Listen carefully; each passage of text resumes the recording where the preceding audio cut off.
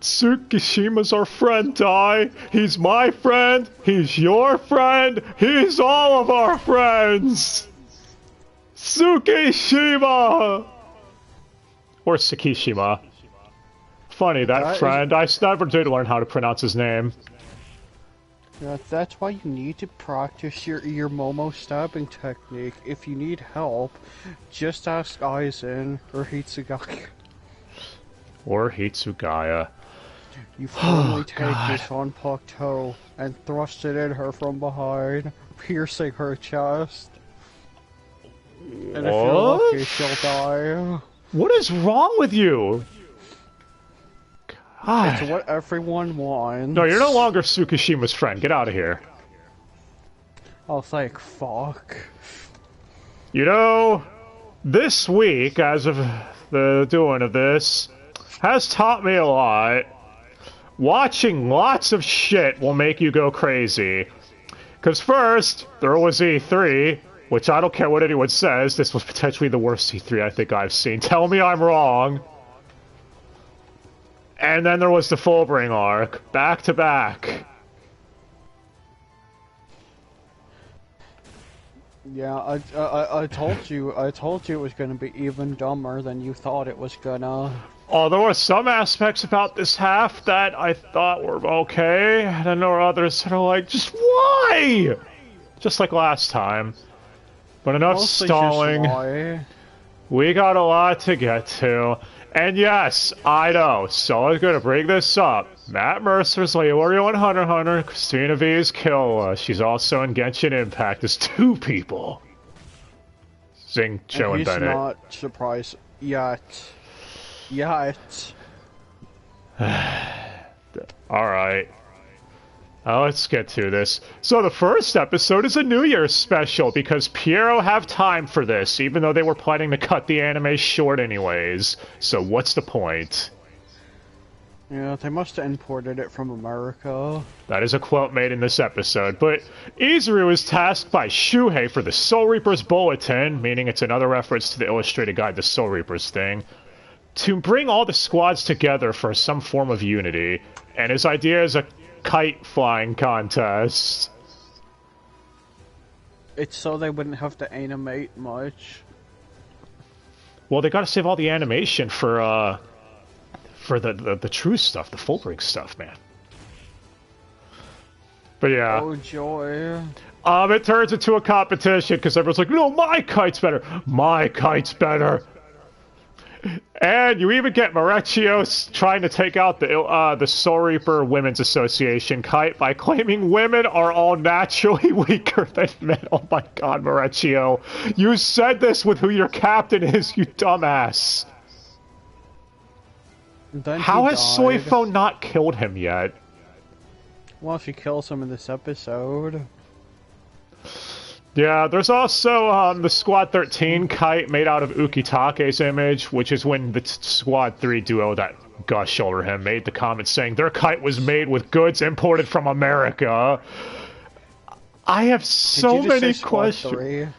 Yeah, it's third seat. Look, recapping this arc and trying to keep your mind one. Squad 13, sir. Yeah, I know. I said Squad 13 the first time, then I said the Squad 3 duo that he's with. I meant his third seat duo. But trying to recap this arc, it's like, Ukitake's not even there. Yeah, but it's like sticking your dick in the toaster, alright? It's not recommended. It's like the rest of the series, he's not really there. And he has fans for some reason. Well, anyway, so yeah. The Squad 13 kite's made with goods from America. I don't get it. How? Because they know about making fireproof stuff. But anyway, Ikaku and Squad 11, of course, made one from Kendeavor. Because why wouldn't they? Saying that it's the strongest of all kites. He's literally attached to it. Don't worry, though, because Soifone made one out of Yoruichi's cat form? Sure, why not? Saying that not even Kendeavor can stop the power of her Yoruichi, or her lady Yoruichi. Yeah, this She's checks the only out. one that doesn't say the name Angry. Wait, what? Yeah. Oh, also somehow Momo gets tied up in all the kites. Well, it is Momo, so failure from her is expected. Yeah, this prompts Hitsugaya to go Bankai to try saving her. It's just... okay. Yeah, it doesn't end up going very well. What the hell even happened here? Yeah. Him and Momo were both happened. sent flying. Well, Izuru is of course depressed and distraught about this, because he's like, my plan failed. What did I do to deserve this? I did everything right. Useless. And Shuhei shows up and goes, raise your head, Izuru. And Izuru's just like, was that a really bad joke? Because of his side black toe. Raise your head, Wapisuke. But yeah. And what, does Izuru try chasing down the kites, but ends up crashing into Yamamoto's area? He's flying on a hang glider, trying to knock them down with Wabisuke, but then the hang glider crashes in the Yamamoto's room. Yeah, and everyone's like, oh, well, he's fucked. And Yamamoto goes, what are you doing interrupting my New Year's meal? Your captain was Ichimaru, so I hate you! Yes, he legit says that last part. Definitely. Don't check that. Anyway, this half of the episode ends with Izuru screaming as you hear the explosion sound. Yeah, Yamamoto was angry. Or the episode would end if we didn't have a whole nother half of it. Yep. Now it's, a serious half, kind of, focused on Rukia. Because she's forced to celebrate, New Year's tradition by doing a dance for the Kuchiki family thing, just like Byakuya's deceased wife had done years ago. And I don't even think we really get to see the dance, do we? They didn't feel like animating it. You built a whole plot bed around this and we're too lazy to show it. What was the point? But yeah, Reggie tries helping her and he keeps screwing up. Well, they also thought a boat filler would be a good idea. Oh god, don't remind me of Shippuden. No. Oh yeah, also Rukia dreams of Kaien, saying some really weird shit. Like, fear is stronger without consent. Like, what the fuck does that mean? Oh yeah, and if your feet are tired, put a hot pepper in your socks. What? Oh, and yes, he's still voiced by Dave Mallow here, even though Kaien hasn't shown up in, what, over 100 eps? Yeah. Also, Hinataro's in this episode, and I hope you guys like it, because it's the only time you're getting him, at least speaking lines. Hey, you got him mentioned later. And you get the Squad 6 Renji fanboy from over 300 episodes ago, and he's still voiced by Liam O'Brien.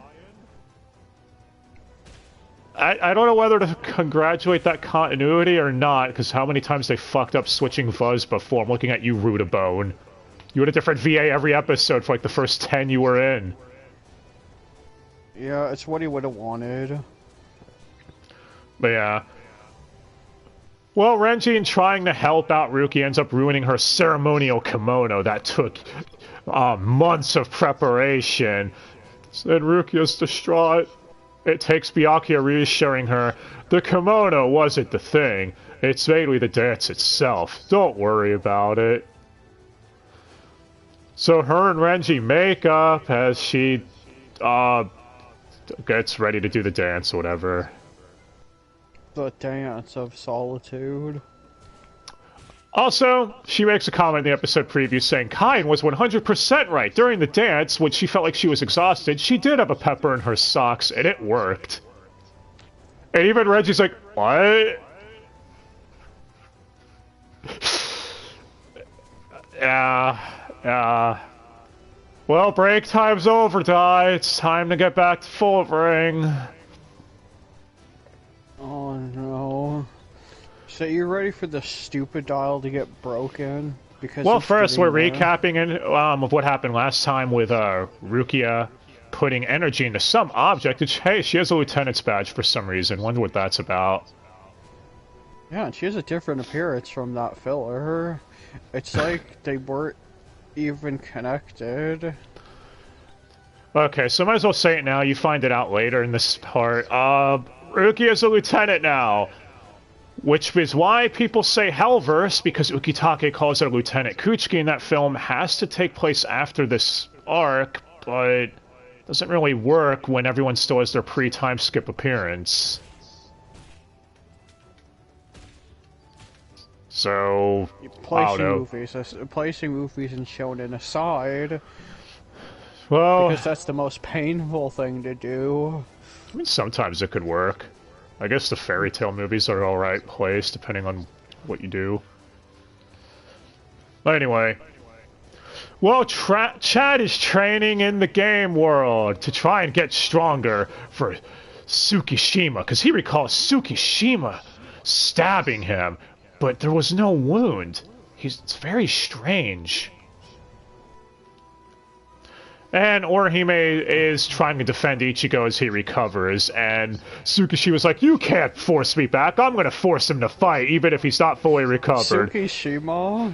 Ginjo, damn it, I told you. Okay, I want you all to do something for me, alright? I want you all to stick your penis in a toaster and tell me what's easier, that or recapping this arc. Because I think I'd rather do one than the other.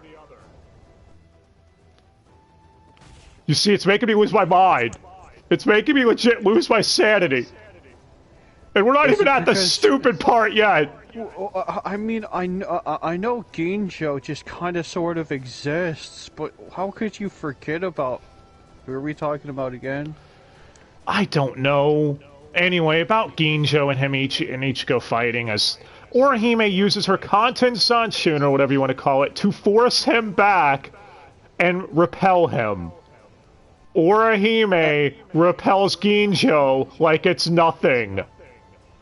And and it upgraded, so him being repelled causes a cut on his shoulder.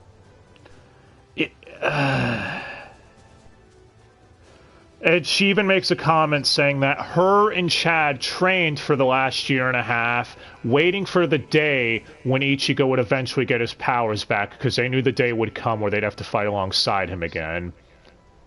So she's not a weakling anymore. I'm not sure about that. I'm starting to think the Fullbrings are the weaklings, so it's not really good to power scale with these guys. Oh. Anyway. I mean... Do you need to say any more than Jackie? We'll get to that. Ichigo and Ginjo, though, continue fighting, as Ichigo reassures Orihime, it's cool, don't worry. As Orihime basically backs off, and Yukio is able to make furniture in this fake world for Orihime, and Ruriko arrives to talk to her too. As they share snacks. I want some snacks, Dai. Won't save me from this arc. No, your snack is having to recap this arc. Have fun with that. Well, Orihime tells Ririka a story about how her parents were so abusive her brother had to take her and leave and move out on his own. Because her parents were threatening to even kill her at one point. Okay. What's hilarious is Orihime's recapping this so cheerfully and happily, like, oh yeah, you know, parents threatened to kill me, it's all good. She also says a relative had said get good grades, or otherwise I'll stop paying your bills. Or you're fired, that's why Yeah, which would explain why Orihime was number 3 out of everyone in that entire school from over 300 episodes back. And everyone's like, what? Orihime's stupid, though. That doesn't make sense. Well, now we know why. She's forced to work hard. Yeah, that means you only fail at getting top scores if you're a Yosuke. Well... Wait, what? Ririka stomps off after seeing how happy Orihime is after talking about her trauma like that. Like, how could anyone be so happy after dealing with that bullshit? I don't like it. I need to be tsundere some more. Also, I'm going to be the only Fullbring that gets any character for the most part. Lol. Well, that was weird. Back to Ginjo and Ichigo, though. He ends up slicing Ichigo's eyes, blinding him, because Kubo hadn't taken enough from Saint Seiya yet. Yes, I know it happens differently in that die, but shut up, it's similar enough. Anyway, blind Ichigo now takes on Ginjo, and Ichigo is getting his ass kicked. Because he can't see. But then he can see. We'll get to that though, because Orihime tries jumping in, but is trapped in a cage as Ginjo yells at Yukio to put her in another room so she can't interfere. And then he tells Ichigo, after pushing Ichigo back, well, you can't see to fight back anymore, so I'm gonna go off and kill Orihime and Chad. He was just our gopher anyways. This causes Ichigo to get angry and awaken more of his full-bring ability, I guess. Now he can perceive spiritual pressure even without his eyes. I mean, this explains how Tosin could see, even while being blind. I actually, yeah, that's a good point. So it was a good way to retroactively answer that question. So, even if he died as Token. It's... Why? This arc's already bad enough. Stop referencing other shit that wasn't helpful. But yeah, he attacks Ginjo, basically beating him in their little scuffles. Ginjo reveals, that was all an act. I was only acting as the villain. Don't worry, this isn't going to get really stupid and convoluted later. I had to force your full-bring abilities out by agitating you, you see, and it worked. Now your next step of full-bring has been revealed. Okay, now it's shown for exactly 1 second. Oh well. Well, we cut to Orihime and Chad talking about Tsukishima and how Orihime thinks of him as her friend. And how he was in her past and the one who was there for her every single day. And I don't even know. It's gonna get really silly coming up, trust me. Even Chad is confused, thinking, huh, you know, maybe I'm having these feelings about Tsukishima too. It's weird.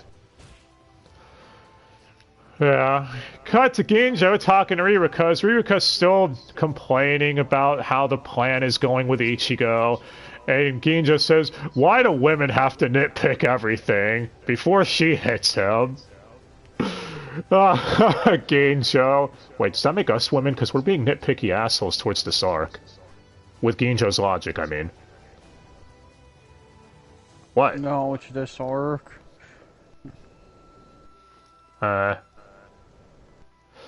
Well, meanwhile, back with Orihime and Chad, they noticed that Tsukishima was at their school because they sensed something similar to his spiritual pressure around all their friends.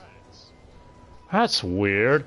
As Ririka sets out to look for Chad and Orihime because she's totally not worried about them or anything.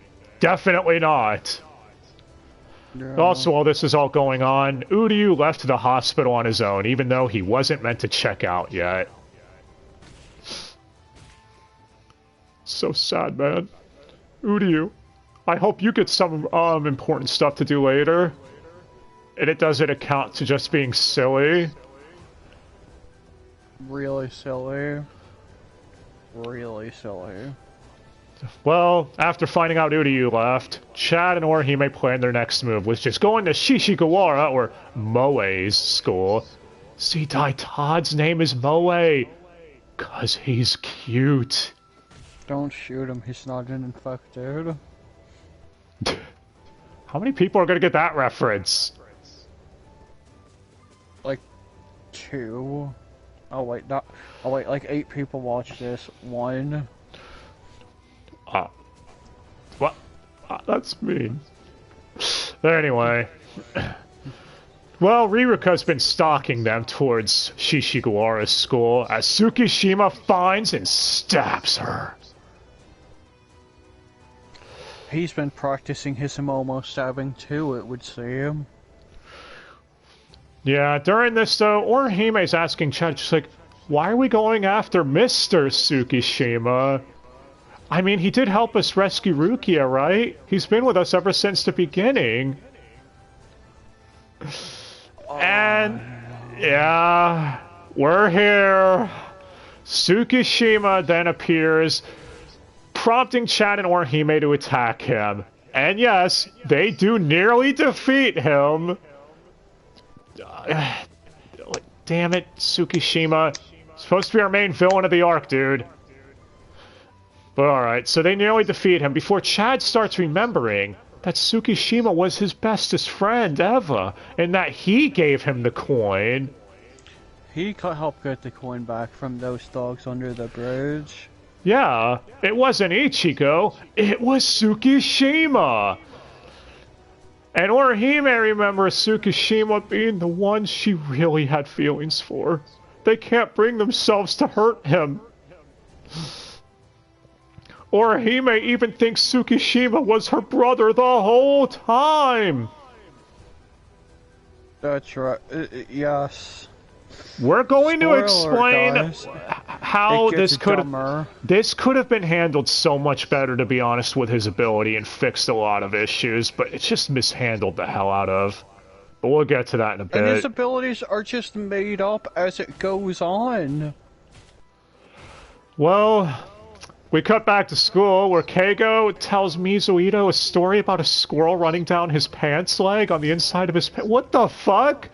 And Mizuito's been like, yeah. Why are you telling me this story again? Can we hear about the conclusion of that story instead of watching the rest of this arc? Well, Udi is back at school, questioning why there's strange spiritual pressure around everyone. He even goes to Ichigo's house and senses it around Karin and Yuzu. And Karin tells Udi, oh, don't worry, Ichigo doesn't need to rush home. We're fine on our own. We don't need him. And Udi is like, huh, that's odd. The hell? As he leaves, Tsukishima walks in. I mean, it doesn't show you who it is, but you find out in like 5 minutes it's Tsukishima. Stranger danger. As Yuzu and Karin get all excited to see Mr. Tsukishima. Lolicon much, Tsukishima? Come on, man.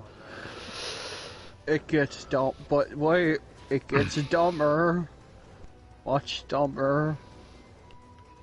Okay. We cut back to Ichigo training with Ginjo, as Ginjo gives Ichigo an explanation of how when a Soul Reaper loses their powers, that some of it does remain deep inside their body, locked up or whatever. You just need full brain ability to make them resurface. Ichigo, too stupid to put 2 and 2 together. How the fuck would Ginjo know this unless... Never mind. I guess maybe you could say, well, Ginjo did say he knew a substitute Soul Reaper before. Yes, it's like looking in the mirror. But hey, Ichigo cuts off a digital Hollow's arm that Yukio created for him to fight. And I think that might be the last arm severing that we get for this section of the anime. The last we'll ever get in the anime. Because this is how it ended. Don't worry, though. I can tell you all this who love the arm counter. In the final season, based on the manga, the arm counter will still go up. So they kept that staple in of Bleach. You're good.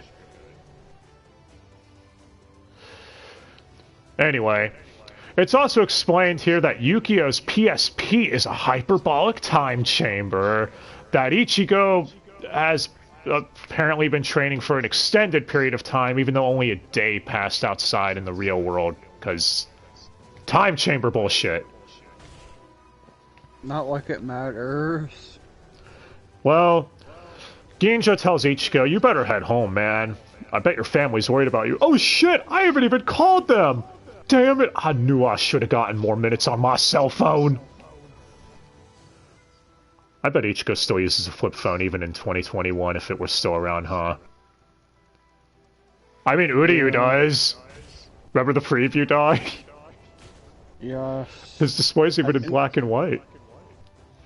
Oh no, he got that phone from Uehara. He wasn't even interested in owning a cell phone. Probably wasn't even a cell phone. It's probably just a soul phone. Yeah, well, he said it was so Uehara could tell him about just things going on in town, like hollows and shit. But anyways, so Ichigo rushes off home as Gincho's like, huh, everything's coming along nicely. Right, guys? Then the Fullbrigs all betray and stab the shit out of him, claiming they remembered everything. They were all also stabbed by Tsukishima, and, well... We're going to get to this. We're going to get to this. We're almost there. Ichigo gets home as Yuzu and Karin welcome him and say that their cousin Shu is here. His name is Shu. But it turns out Shu is Tsukishima, or Shu Kishima. How the fuck did I know? 'Cause why not? That's when Keigo, Tatsuki, Mizuito all arrive as Tsukishima's bestest friends. And Ichigo's like, what was going on? And Tsukishima's like, oh, I hope you're not mad I invited all of them. Hey, maybe I could call over Orihime and Chad. Would that be cool too? And Ichigo, does Ichigo actually, yeah, he punches him, right? Punches him into the face through into a window or something. Yeah. And everyone immediately goes, Ichigo, the fuck? Oh my god, Ichigo, how could you do this? Never drive a car again. Oh, sorry, I was just recalling what happened when I played True Crime Streets of New York and, you know. Oh, anyway. But, yeah, so... Everyone here is chastising Ichigo, calling him like, dude, you're a piece of shit, apologize. They're not even asking him why. Like, one of them says, why did you do that? But they don't even give him a chance to explain before berating him constantly. It's like, how do you expect him to explain if you're not even giving him a chance? You're all acting like irrational pricks. Oh. That's the name of the game, by the way, with this arc. Everyone is irrational. We'll get more of that in a bit. Anyway, Ichigo rushes out, not knowing what to do, because he feels like the world is collapsing in on him, as Boss picks him up. Oh, hey, she's back. Then she takes him back to her place. So I just sit here, settle down for a bit. And then there's a knock at the door. As the boss goes and answers it, she comes back and says, oh, hey, Ichigo, your friend Tsukishima's here. It's your lucky day. Which I laughed my ass off at first time and the second time, which would be now I saw this. I think you know why, Dai. It's so stupid. Okay, to be honest, I do like what they're trying to do, breaking Ichigo psychologically and mentally, because this could work for a protagonist. You know, breaking them is an interesting way to go. The problem is the execution. Making Ichigo feel like an outcast in his own world, or whatever, the world he wants to protect, is a really interesting way to take his character. The problem is... It's well executed as a backflip. Instead of landing it, you do a face plant. Yeah... In fact, one of the things I would say Tsukishima should have done is replace himself in everyone's mind with Ichigo. Or replace Ichigo in everyone's mind with himself. I said that backwards. But you guys get what I mean. That way, they would treat Ichigo like a stranger. They would get Ichigo, confuse him for a stranger every time they saw him. You'd get the same effect without it coming across as silly. Because then Ichigo would still feel like an outcast, and then it would make more sense why they were all treating him like crap without getting his side of the story. He'd be a complete stranger to them, and in their mind, he would have punched Ichigo in the face. Which I guess would be like him punching himself in the face. But either way, still would have made more sense. He already did that with Chad, though. Only Chad. Hell, it would have given also credence if he did this to Urahara and made Urahara treat Ichigo like a stranger. That way there'd be a reason why Ichigo suspected Urahara, instead of Ichigo just like, I'm gonna trust Mr. Stranger Danger over here, yep. for no reason at all. A guy I've known for 10 minutes instead of a guy I've known for a couple of years at this point. Fuck that guy. He only helped me save Orihime. What has he ever done for me recently? Oh, now he's talking to my sister about suppressing spiritual pressure that is bothering her. What a dick! Okay. Anyway, as Ichigo runs out of Boss's house, Ginjo arrives, telling Ichigo about the Fullbring's betrayal, and also Ginjo's injured. Oh, how unfortunate. Too bad he's not dead. Yeah, Ichigo and Ginjo then have a talk of what their next move should be, as they decide Ichigo immediately jumps to killing Tsukishima. Holy shit, Ichigo. I guess getting mind-fucked really screwed with him. And who What? Man, who would have thought Ichigo would jump to that right away? But, yeah. This is quickly interrupted as Yukio attacks.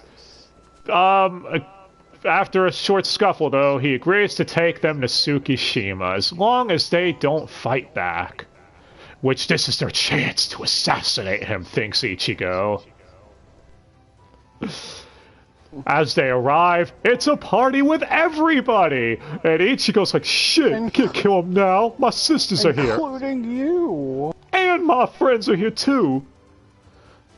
I can't take this! And that's when everyone's like, isn't it great, Ichigo? Mr. Tsukishima's willing to forgive you! All you have to do is apologize! Get on your knees and apologize! It's what Twitter wants from you, you dumb son of a bitch! This causes Ichigo to run out, screaming in anger. Or run upstairs where nobody else is. Except all the Fullbrings are upstairs as they surround him. But it's okay, because Ginjo's here as he destroys the stairwell so no one else can follow. Except Yukio.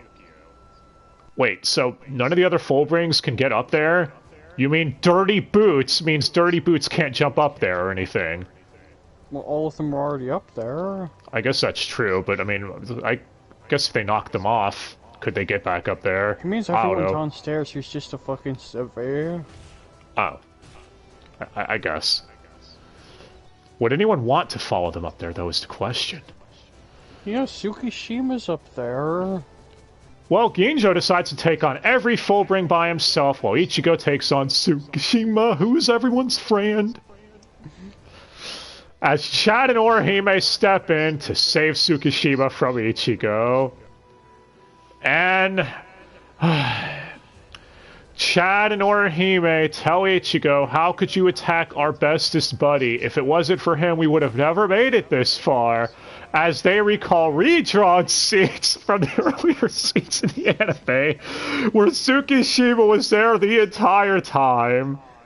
Hey, did you want to see the Waco Mundo run with Ichigo, Chad, and Uryu? Which is Tsukishima added to in HD? Well, I guess if you wanted to see it in HD without the stupidity, just watch it on the Blu-ray, but yeah, that works too. Oh, but Tsukishima was there during Aizen, according to Chad, which, Chad, how the fuck would you know that? You weren't even there when Ichigo fought Aizen. Only Ichigo was there. The only one that was there was Uehara, and that's after Aizen was defeated, pretty much. Whatever. So yeah, we got that. Did they redraw any of this? Oh yeah, didn't they redraw him being at Sokyoku Hill with Rukia? Yeah, with Renji holding Rukia. Yeah, because everyone needed to be at Sokyoku Hill. Everyone's there. Itsukishi was like, man, if I can't be there in person, I'll at least be there in their memories, damn it, because I'm an antagonist in this series, and I want my time on that hill. Seriously, that's the only hill in Soul Society. Tell me I'm wrong. I mean, we just had the climax of the last arc there. That was filler.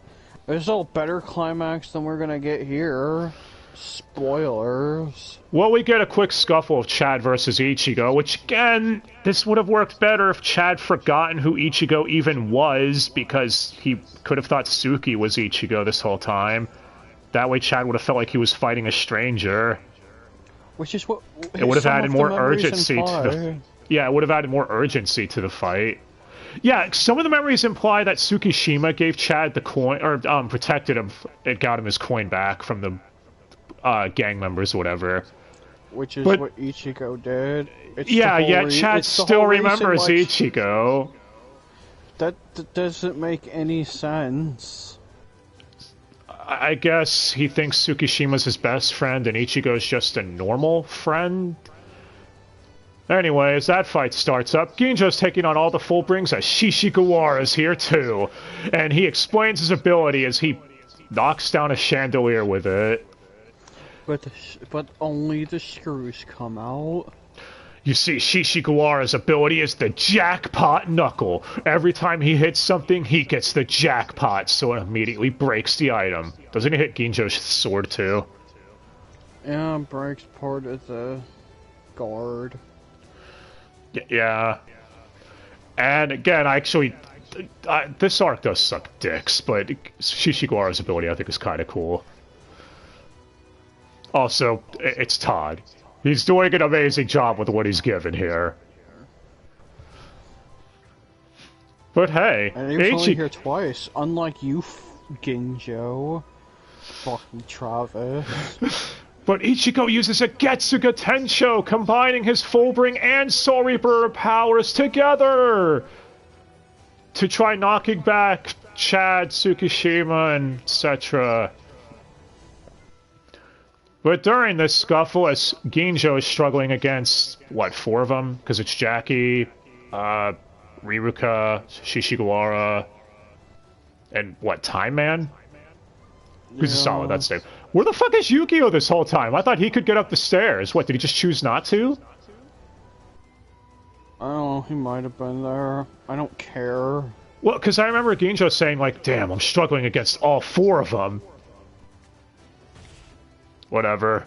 Unless Ginjo can't do simple math.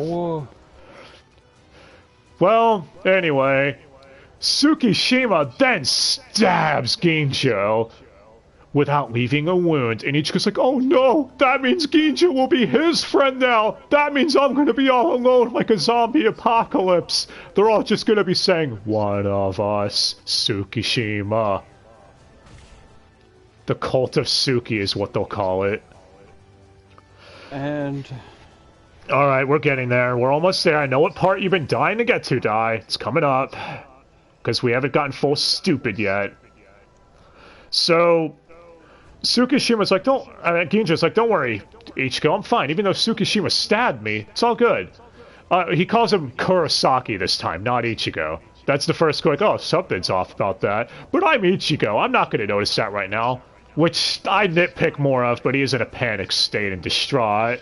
People do stupid things when they're panicking. And he's been colossally stupid this whole fucking arc. This one time I'm not going to fault him for being a little stupid, because of the whole, you know, being distraught thing and panicking.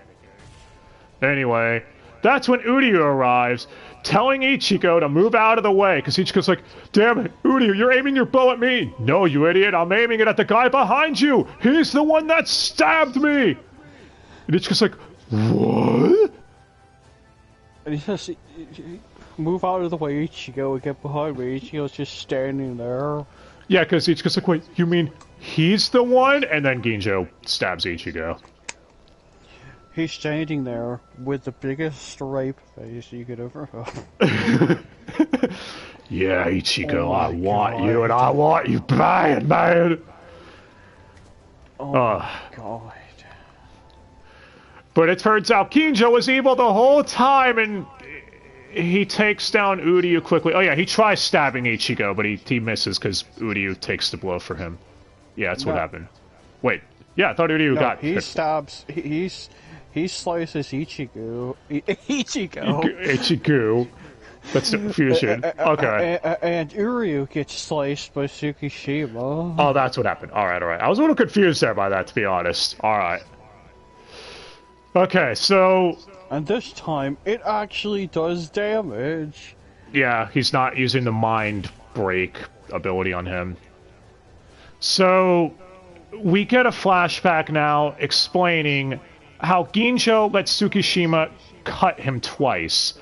You see, when the first time he cuts him, he manipulates their enemy or memories. The second time, though, it returns them to their original state. Well, it turns out this whole arc, for the most part, Ginjo's... After the bag incident... After the bag incident and Uri was taken down, Ginjo's mind was raped, basically. But now he was cut a second time, returning him to normal. Yeah, this was done on purpose. Quote Ginjo. Go ahead. Because, well, no, according to Tsukishima, he did it because Ginjo's acting was terrible and he couldn't pull it off to fool Ichigo. Now, Tsukishima in the flashback of showing when they took down Uryu asks, why don't we control him with my mind powers too? Ginjo legit says it is no fun if the plan has no chance of failing. Ginjo, you're a fucking idiot. Ain't no plan like no plan. I told you it was fucking stupid. I unfortunately remembered it. But yeah, Ginjo's bag snatcher, the one voiced by Vic, he was the same thug that abducted Keigo and them last time, was planned for by the beginning, because, yeah, he was mind broken too, wasn't he? I think. Yeah. But, yeah, there is so much that could have gone wrong here. Look, I understand convoluted plans are a thing with Bleach, but for fuck's sake, this is just too stupid. As much as, like, Aizen was frustrating with the whole I planned all of your battles thing, at least it showed he had... that now. Yeah, it showed he had contingency plan after contingency plan in place for every situation. Like, you could legit see that being the case. But here... You know... It's like, again, Kubo saw death, though. You know the scene I'm talking about where Light got his memories back, or whatever, partway in, after losing them? It's like he saw that, and he's like, you know, I want to recreate that, because I think I could do it too. No, you fucking can't. The difference is with Death Note, it was actually explained and for the most part believable with the logic we were handed there. Here it's just stupid. Ginjo literally sabotaged himself by not taking care of Uryu, who could have potentially screwed up everything.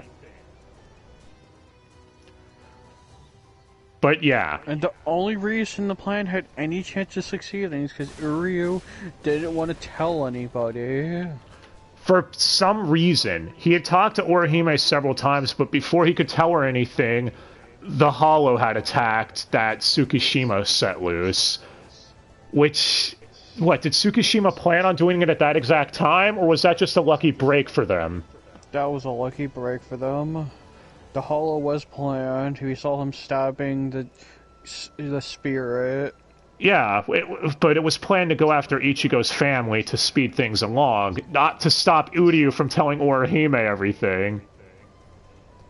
Also, it was all part of the plan. What would they have done if Uryu had told Ryukin, his dad, about what happened with Ginjo? Ryukin could have probably easily made short work of everyone involved.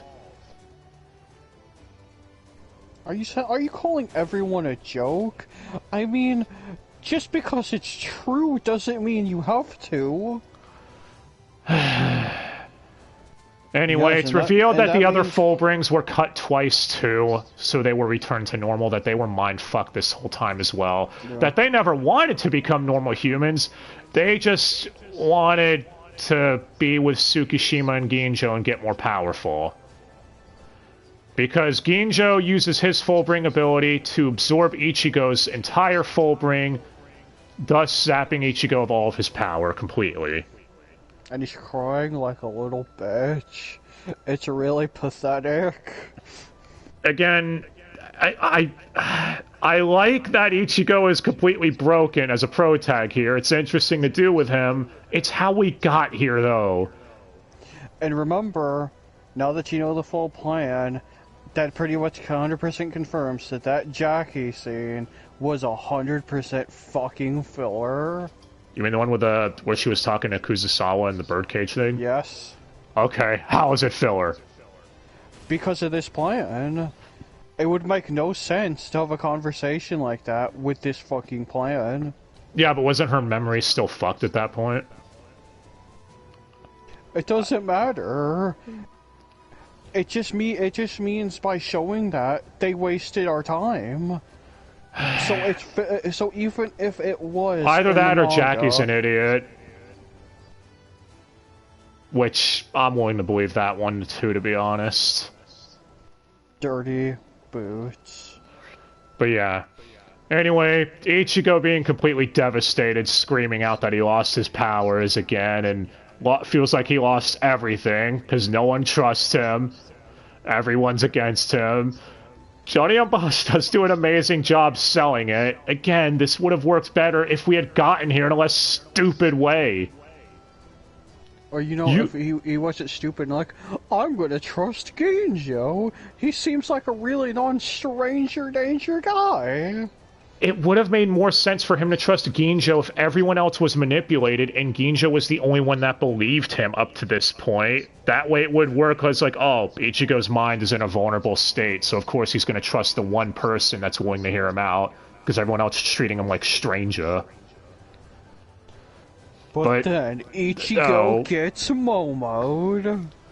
Yeah, Ichigo gets stabbed as Urahara and Ishin, his daddy, arrive.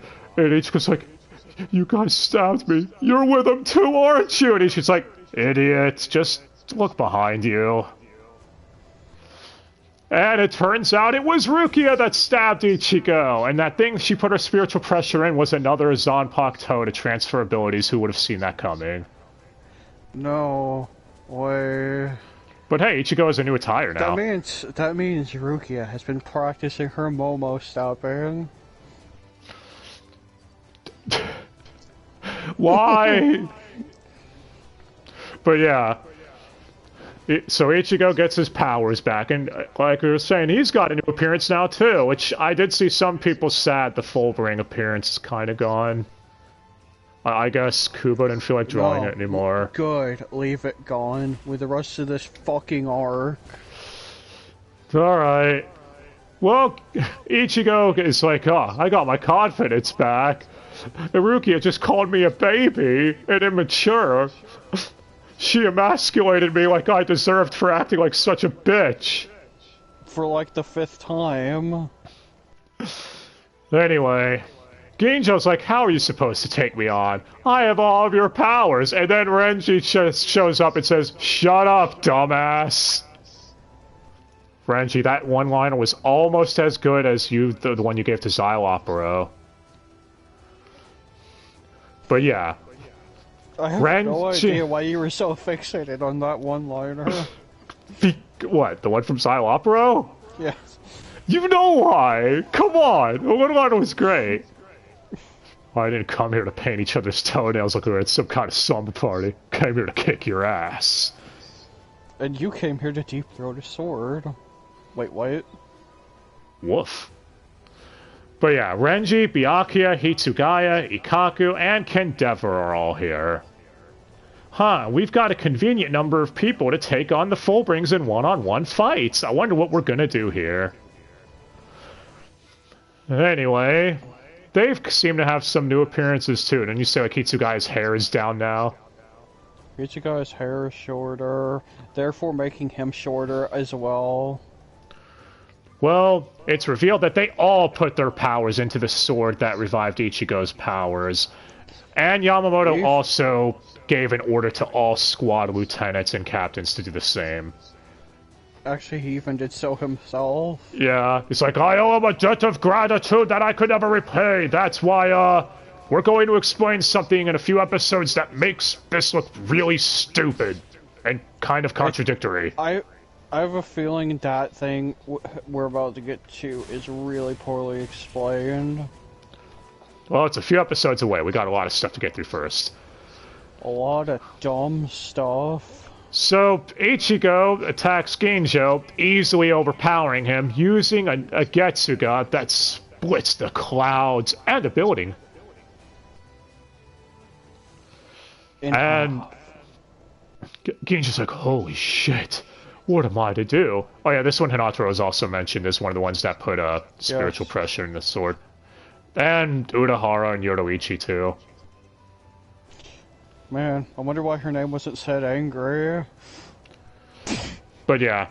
It's revealed here also that Ginjo was the very first substitute Soul Reaper. That he was the substitute Soul Reaper they were referring to all along.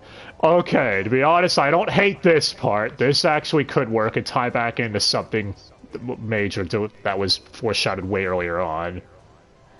Except his motivations are, at the end of the day, end up being a big question mark. Well, we'll get to that in a bit. Because before more could be shown on that, we cut to Orihime remembering things about Ichigo, and seeing him sad made her cry. But she doesn't understand, because, well, Tsukishima's the one she loved, right? And Chad is like, yeah, after all, he gave me the coin, and it shows Chibi Chad receiving the coin from Tsukishima. That's after Tsukishima shows up again to turn up the mind. Yeah, that's right, that's right. Yeah, he shows up again and is going on like, are you guys losing your memories? Remember, I'm your best friend, Chad. I'm your grandfather now! Which doesn't make sense, actually, because, I mean, I can't be much older than you.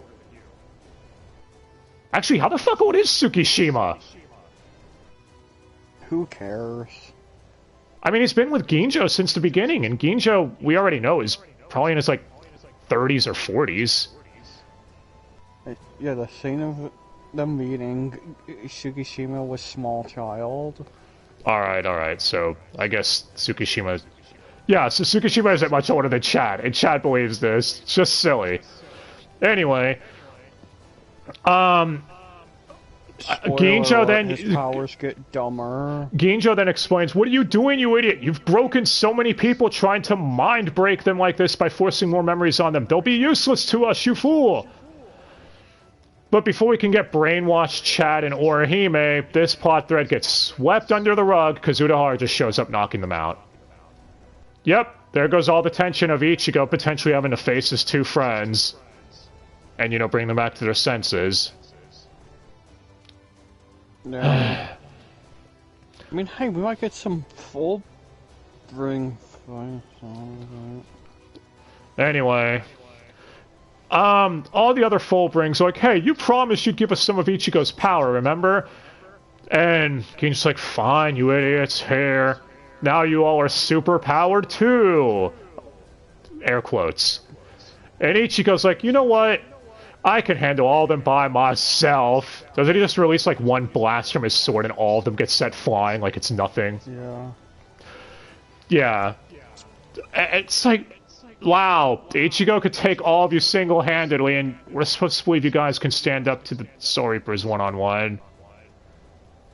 Well, it's okay, because Yukio sets up his alternate world with a room for each person to have an opponent. It's like a tournament style, the Universe 6 tourney from Super. Or, I guess Yu Yu Hakusho had the team fights too, during the Dark Tournament thing. No, it's nothing like that. Get the fuck out of here. Kendever is yelling at Byakuya. It's like, no, don't take that opponent. He looks stronger than mine. Please, switch with me. Oh, damn it!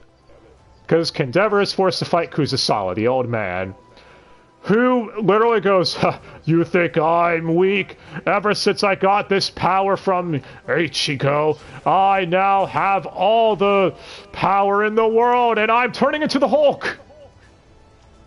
It's literally the Hulk. Okay. Didn't you say he's green? Yeah, his skin is even green. Okay.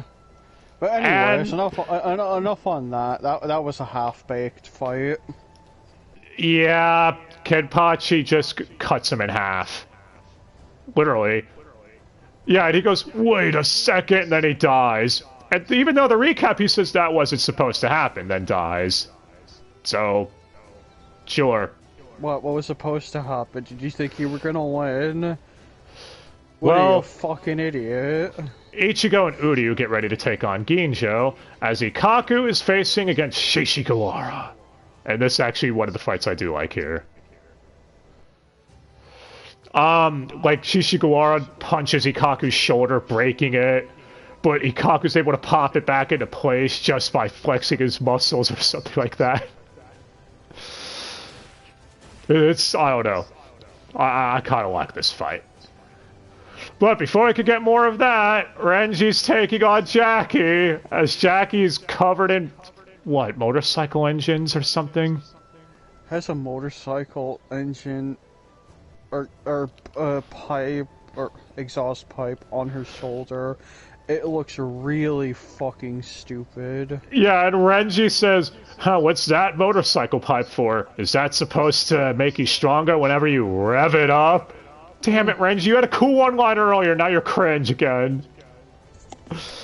And then she goes, you'll see, and pours oil all over herself before saying, dirty boots.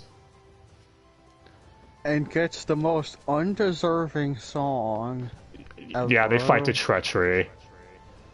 No. Bad. Bad show. Well, she jobs. Renji blocks all of her attacks like it's nothing. And then literally knocks her out by just unsheathing his Zanpakuto and hitting her with the bottom of it. Yeah, and he says, ever since Aizen, I've been training to fight opponents like him for the last year and a half. You're a fucking joke. Which, after her losing, Yukio tries collapsing the dimension they're in, as Renji's like, shit, how am I gonna save this idiot and myself? As we cut from that to Hitsugaya taking on Yukio.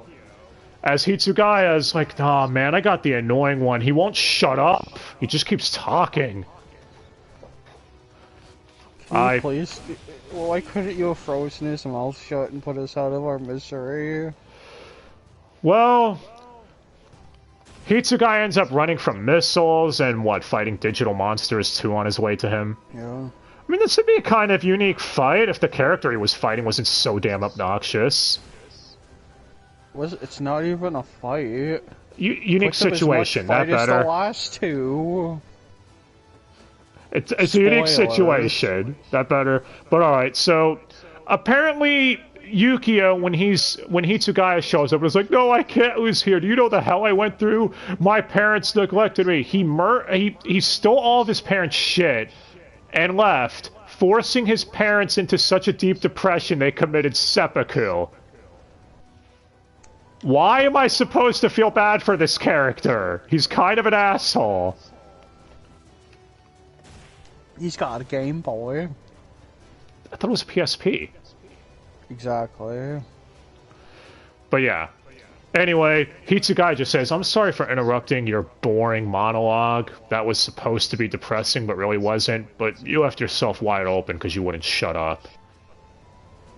And, yeah, Yukio jobs. Oh, wait. A third full bring in a row trying to talk their opponent to death? Gee, I wonder if we're gonna... You know, I know you're complaining about Suki and Ginjo, but it actually makes sense for those two of their characters. It does make it silly, though, with all of these ones. Trying to do that, too, though. They all do it without being able to back it up is my issue. Well... Anyway, yeah, Hitsugaya ends up, does he freeze himself, or freeze him and hang on to Yukio as the digital monsters are closing in, saying, if you don't let us go, we're both gonna get devoured by them. Yeah, then he gets bored, kills them, then he just gives them a light push. Yukio stepped on some eyes and then he's frozen over. Yeah, Fortunately, he can still talk. And yeah, Hitsugaya says you have 5 minutes to release everyone from their from these weird rooms, otherwise you're gonna get murked, bitch. Back to Ikaku and Shishigawara. Shishigawara ends up, or Moe, whatever you want to call him. He's super Moe, you know. He ends up breaking Ikaku's Zanpakuto, as they have a fist fight. Yeah, doesn't he end up hitting the spear or something like that? He already did that before. You already glossed over it. Well, it happens here, too. So whatever. You know what I mean. Might as well cover it now, because now we're actually doing the full fight. Yeah, he also knocked down a tree, didn't he? Because Ikaku's even like, Ikaku's like, man, he doesn't even look like he's hitting him that hard. Holy shit. And you also get Todd saying jackpot Dante style whenever he hits something. A couple of times here. But, yeah. Ikaku's like, man, if I can't use my sword, then I'll just have a fist fight with you. As he keeps getting hit and several of his bones keep getting broken, but because it's Ikaku, he's having a hell of a lot of fun with it. Because of course he is. It's inconvenient. Yeah. I know, they didn't get broken. They didn't. He hit them, but it didn't do any major damage at all. Yeah, because the more he hits, we're about to get to. Yeah, the more he hits the jackpot, the lesser his chances are of getting it. Because the more he uses his ability, it's the big drawback of it. I've never used it this much. I didn't know this could happen. Yeah. And Ikaku makes comment saying, you know, your ability's lucky, but it just so happens I'm the luckiest guy in Soul Society. So you had a poor matchup, my friend. Also, you glossed over Ginjo Tsukishima convo. Which one? Oh, yeah, that's right. Yeah, I might as well talk about it here. Where Tsukishima and Ginjo were talking about it. I was going to bring it up when Tsukishima ends up talking to Shishi a little bit later on. That's short form of Shishigawara. But I'll bring it up now. Ginjo asks Tsukishima about Shishigawara, and Tsukishima's like, well, I figured he'd be useful. Ginjo's like, no, kill him when we're done. His abilities are too powerful to control. Why? Your forces are limited AF, especially with what you want to do, with what you're clearly planning to do. Let's say you succeeded here. You would want to lose one of your valuable members who's clearly looking up to Tsukishima and would do anything he says. Like, Ginjo, you're such a dumbass. I take it that's the one you were referring to, right? It's no fun if the plan doesn't succeed. But yeah. There's no chance at failure. Well, Shishigawara ends up losing as Ikaku actually has a really good moment with him as Shishigawara says he wants to die for Tsukishima, that's his dream. Something Ikaku can relate to because of his whole Kenpachi thing. And he says, you're an idiot. Would Tsukishima die for you? It doesn't matter if he would. Yes, it does. You should only want to die for someone if they'd be willing to give up their lives for you. It doesn't matter if they're your subordinate, leader, friend, or anything like that. It's actually a really good moment. And hey, hearing Todd and Vic... Hearing Todd and Vic play off of each other is kind of amazing. Don't judge me. It's hot. Yeah, he's a weirdo. Don't listen to him. He says Momo's his top waifu. When the fuck did I say that? You've said it enough. Everyone heard it. I didn't even... Whatever. Let's get back to this. Because now we've got, the start of Tsukishima versus Byakuya. Where Tsukishima stabbed the ground, inserting himself into the ground's memories, forcing the ground to collapse or something. Rise up. From your grave? No. Anyway. So, yeah. It just... Again, I know that people are like, well, he did say everything has a soul. Since it has a soul, it has memories. No, it's just silly. The whole everything has a soul thing is just dumb. But alright, moving on.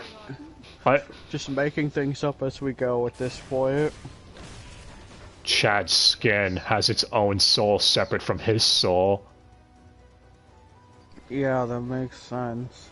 Well, he ends up also hitting Senbon Zakura, thus being able to understand its abilities. That actually makes sense, as we've already seen, Zanpakutos are living. They are alive, unlike the stupid ground thing. So he knows about its safe zone, which is something I explained for the first time about Senbon Zakura. Its blades won't get too close to the user because it doesn't want to damage its master or whatever. So Tsukishima has the bright idea. That means if I'm basically hugging you when you use your ability, your blades won't hit me. Also, he ends up... What? You also just explained how you're about to attack, so you're an idiot. Yeah, and of course Byakuya's type who would have known about this, I guess, so-called weakness and prepped countermeasures. But yeah, he also hits Byakuya and makes Byakuya think that Tsukishima was his teacher, instead of making Byakuya think he's Rukia or Byakuya's dead lover. What? Tsukishima afraid to do that? Or does that sort of thing not work? I don't even know. Can he not swap genders with someone in their past? Well, he already made the mistake. He did not pick Rukia. He's already lost. Speaking of Rukia, she's taking on Riruka, and this fight is another one that it's silly and not offensive. Unlike the dollhouse, that's a very offensive. Well, Rukia can't hurt any of the plushies because they're too cute. As Riruka tries hitting her with the love gun. Do you want the love gun die? No. Well, she ends up putting Rukia in the body of a plushie, or a bunny. As Rukia... It's really a devil. It has a tail. It's pointed, even though it's a rabbit. But Rukia's happy. Rukia's excited to be in the body of a bunny. She can't contain her excitement, as she's even able to use Flash Step while in it. And try using Hado, but the Hado, what, just blows up inside the plushie? Yeah. Which means now she knows what it's like to feel like Renji or Morechio, who can't control their Kido very well. Anyways... She's also the only one who knows what it's like to be promoted in your squad in a proper manner. Yeah. Oh wait, was that too soon? Well, now we get Riruka's past before the fight could continue. Yeah, Riruka gets her own backstory section of the episode. Can you guys tell which Fullbrings Kubo actually gave a shit about yet? Being as how Riruka's gotten probably the most screen time in this arc next to Ginjo and Tsukishima. Who? Anyway, of course it starts with Riruka talking to Julianne Taylor, and no, we don't mean Jackie, just another one-off. I wonder if her shoes are dirty. Never changed Studiopolis. But yeah. Anyway, Riruka ends up finding a man totes hot and ends up abducting him and putting him in her dollhouse. Holy shit, Yunogasai vibes are incoming. Does that mean she was planning to do that to Ichigo at some point? Yes. Anyway, she visited him every single day when she got home from school, until eventually she saw he was so sad she couldn't bear to look at him anymore, so she let him go. And he ends up telling everyone about her powers, so she's ostracized.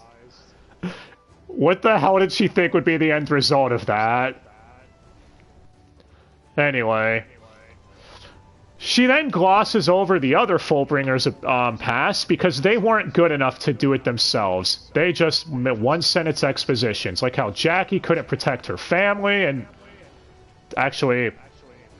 Yeah, what the fuck? What, didn't he say it's just Jackie holding someone that got blood on her boots? And that's her ability? A corpse or something. I don't care. It's yeah, Jackie also said during the frenzy fight, I didn't mention this, she's like, it doesn't have to be my boots that get dirty. It could be dirt on any part of my body and I'll get stronger. Why is it called Dirty Boots? Your name doesn't even make sense. But yeah. Let's see.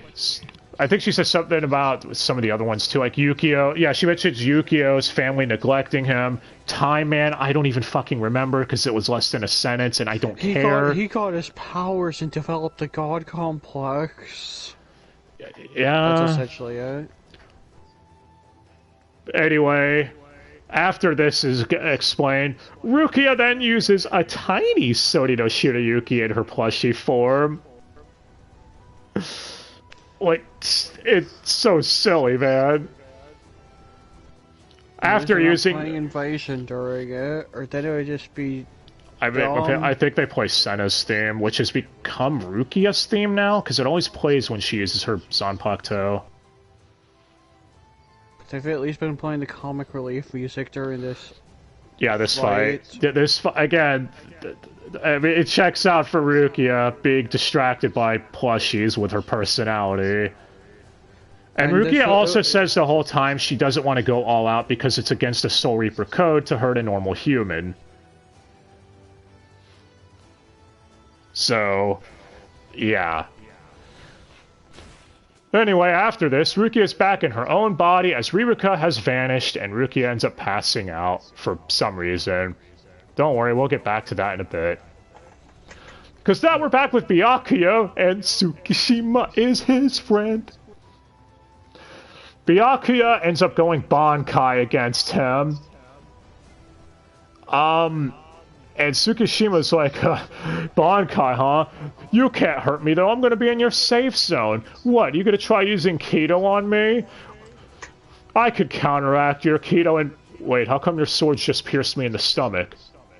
Oh, shit. Yeah, that sums it up. Tsukishima then asks Byakuya, how could you hurt someone so important to you? I taught you everything you know. And Byakuya's like, I know you did. I always, for right now, till this memory thing is broken. But you're an enemy of Ichigo Kurosaki, and for that, you're my enemy. Oh, Byakuya sees him as a friend. That's going to make that poorly explained thing we were hinting at earlier come across as really stupid. Yeah. Yeah, it's almost like he saved his sister or something. I don't know. Well, back to Ginjo versus Ichigo and Uryu. Ginjo has all of Ichigo's powers now, so he's able to do the Getsuga Tensho!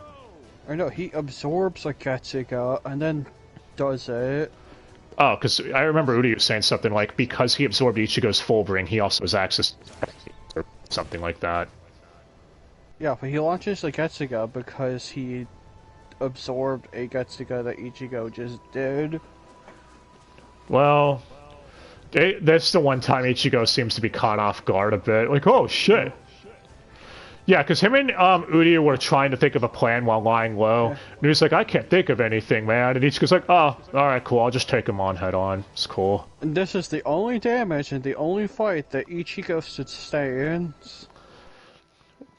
Well, anyway, we cut back to Renji escaping the other world, as everyone else does too.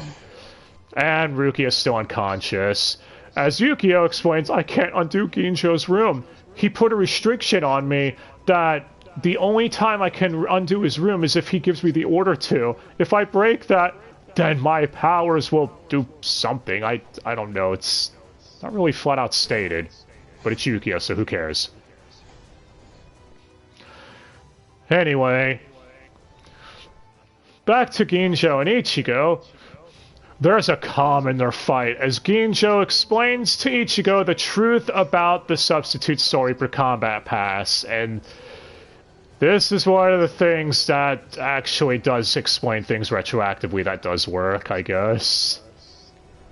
It's a spy device because Soul Society are made up of cucks! And it also controls the user's spirit energy so it never goes haywire in the world of the living. But because of that, well, first, that's also why he heard Rukia's voice earlier on in the arc.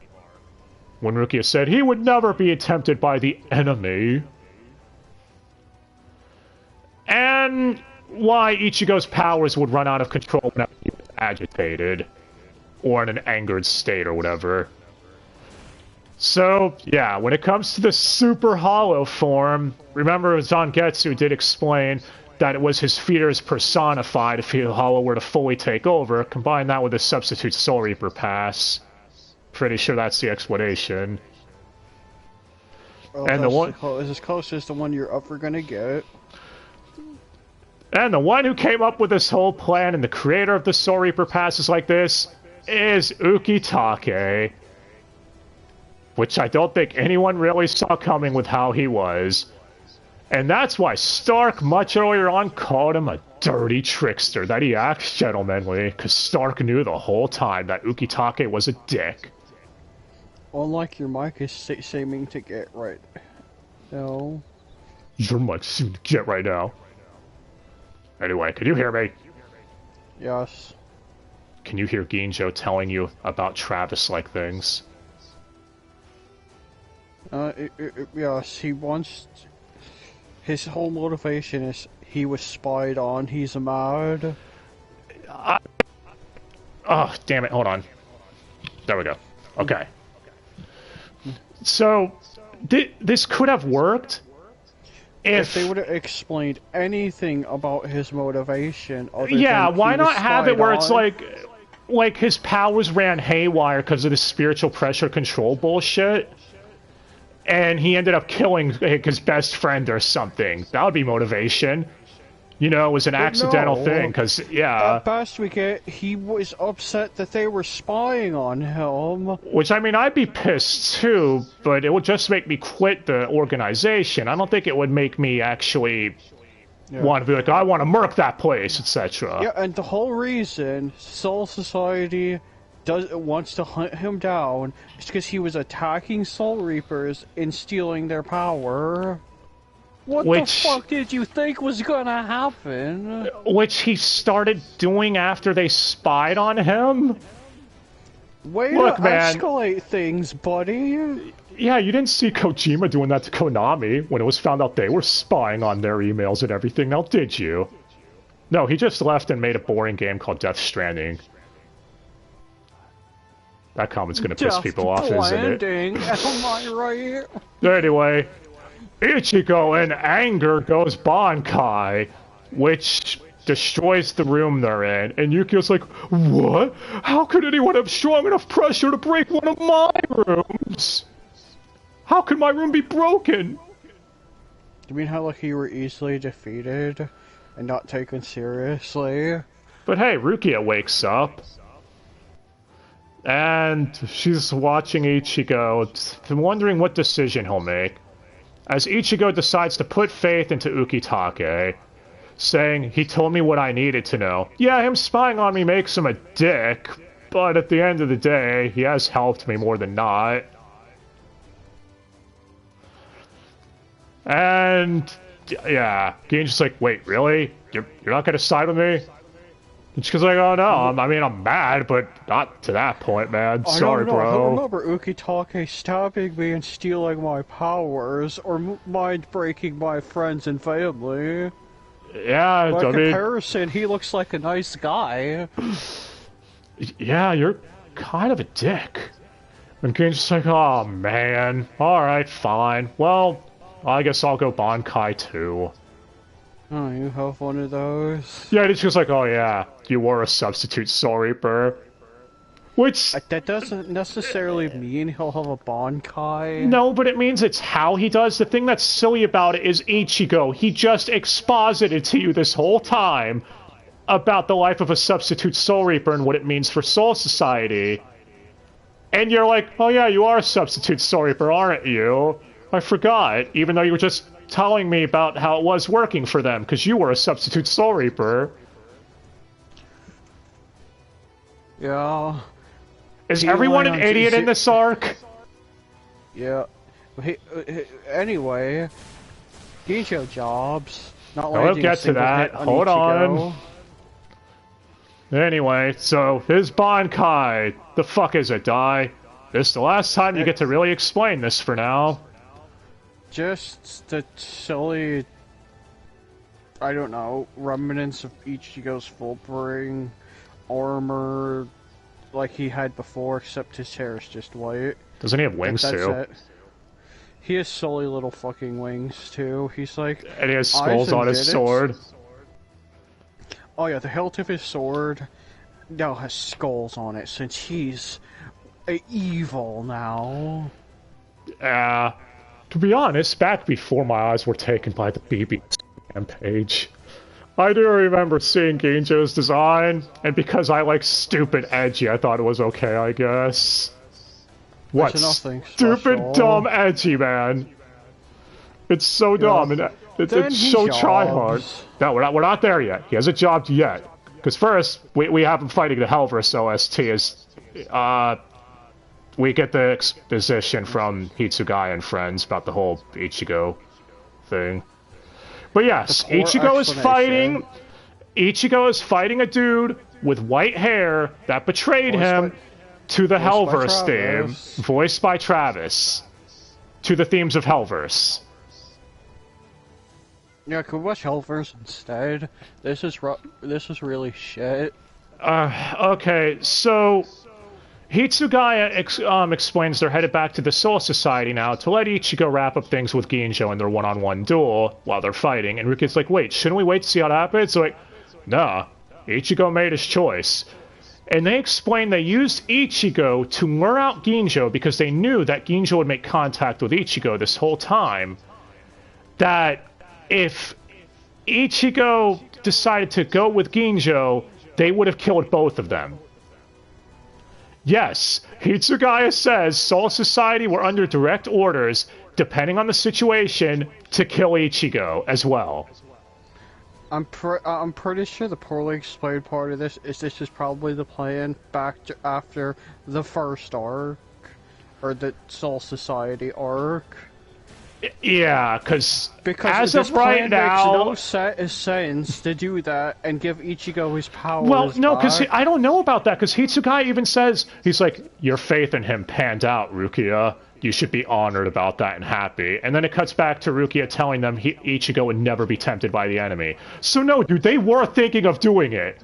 Again, everyone in this arc is an asshole or an idiot for no reason. But it makes no sense to give him powers from everyone in Soul Society. If they thought there was a possibility he would betray them? Yes. Because that would just be a pain for them at the end. That would backfire against them. Unless there's other connotations here, which if you think about it is even more dickish. What if they were waiting for Ginjo to absorb his powers, so that way there'd be less chance of Ichigo betraying him before stepping in to help? Kind of makes them look like even bigger dicks. Well, the one put in charge of the sword thing was Uehara. They were just taking their sweet time getting the energy from Soul Society. Anyway. We were shown that Rukia scene, like, what, the halfway point of this arc? Yeah. Well, back to the Ginjo really poorly explained, like, a lot of things in this arc. Back to the Ginjo and Ichigo fight. Ginjo even uses a Sero! Pretty sure it's the same sound effect. Yeah, he does. Because they go on about, well, how he has the powers of Hollow. Because he's full-bring. He has the power of Hollows. You see, does that mean Chad can shoot a Sero? Probably. You see, he's just like Ichigo, who has the powers of Hollows. Well, Ginjo ends up losing after a 3-minute fight. He fires a Sero, you said? I couldn't tell, because Ichigo literally Yukiora's. I mean, blocks it with one hand like it's out, like it's a nothing. Yeah. Which brings me back to the point that, yeah, that scene, that Hitsugaya monologue was poorly told. Either that or everyone's just a dick. Because they gave him that much power. They gave him that much power. Even though they thought there was at least a 1% possibility he'd betray them. Yeah. And it also contradicts Byakuya earlier with Tsukishima. You're an enemy of Ichigo, so you're an enemy of mine, because he's my friend. Anyway. Ginjo, as he's dying, is like, yeah, if our roles had been reversed, would I have been the same as you and would you have been the same as me? Like, if it were decades back, would you have betrayed Soul Society or would you still have faith in them like you do now? Which, like, okay, you know, this scene would have worked, been a more powerful scene had we known anything about Ginjo besides he's mad at Soul Society for spying on him. Again, that's it. They should have had it where... They should have had it where his powers went haywire because of the past and ended up killing his family or something. It would have given him perfect motive. We don't even know if he even regularly visited Soul Society either. In fact, he talks about people who specifically betrayed him, but the only one we're given is Ukitake. Yeah, because he even says he just wants to attack the Soul Reapers that betrayed him and that's it. That everyone else needs to stay the hell out of his way. But, yeah, it also shows how he's the one that gathered all the Fullbrings together, like himself or whatever, because he was lonely or some shit. I don't know. Anyway. And at the same time, they're also trying to see, like, this is what Ichigo could have been. No, it's not. Again, it could have worked a lot better if we saw Ginjo getting a dedicated couple of episodes to his backstory. And maybe the sad part is them trying to do something like that worked in a fucking filler, Hycardia. Yeah, it also worked with Kokuto and Hellverse. Kokuto's sisters were murdered in front of him, so it caused him to lose his mind and go insane. Something Ichigo almost realized what was about to happen with him with Yuzu in that film. Anyway. But this did not work at all. Well, as Ginjo is dying, Tsukishima rushes over with a hole in his stomach, yelling, Ginjo! And Ririka exits Rukia's body, because she was inside her the whole time. Woof. Woof. I was like, no, you can't die, Tsukishima! I mean, Ginjo. Well, Tsukishima's gonna die in a second anyway, so he's gonna die too. Anyway, you are our friend, Ginjo, no! As Ginjo dies as they mourn him. Cut to Jackie and Yukio, because Jackie was saved, unfortunately, as they talk about her losing her powers or something. Who the hell cares? She's sad she lost her powers because they made her special! No, they didn't. They made you dumb. Honestly, it made all of you are idiots for trying to say, oh, we want to lose our powers so we can become human. That motivation made no sense when you were mind broken. Anyway. That's just a fake. They probably just made it up on the spot. We don't know how much of the. We all we know about the mind broken plan was in their minds. Tsukishima was their enemy. That's all we know. Which is why I'm saying that Jackie scene with whoever the fuck. Ririka ends up getting healed by Orihime. As we cut to Shishigawara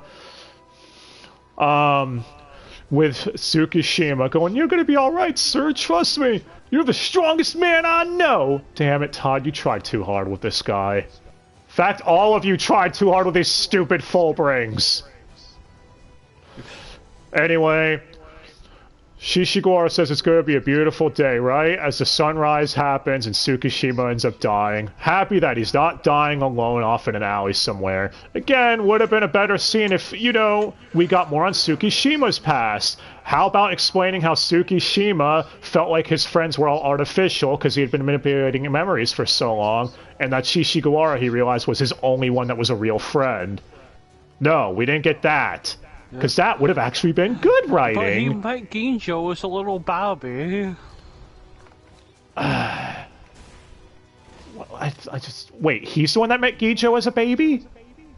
Yes. Wait, so how old is Tsukishima then? I thought Ginjo was the older one. No. What? Ginjo was the Soul Reaper, Tsukishima was the baby. Oh, I thought you said Ginjo was the baby. I was so confused. I was like, what? How the fuck? You misinterpreted very hard, apparently. But yeah, so it shows Ginjo and your generic Soul Reaper. Hulk the show. I mean, what? Well, anyway, we cut to Ririka. She ends up leaving Urahara's shop because she was resting there, saying she's setting out on her own, monologuing, begging Ichigo not to forget her because she'll always remember him in her heart, and that she knows Ichigo will never forget her. Who are you again? Press X to doubt on that. Ririka, you are the only character that at least had some potential that was a little handled here.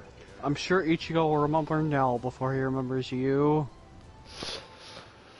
Anyway, I'll probably remember Yami first. Ichigo sets off to Soul Society because he's got some things to say as we find out some of the visors were made captains, like Shinji, and Kensei, and Rojiro.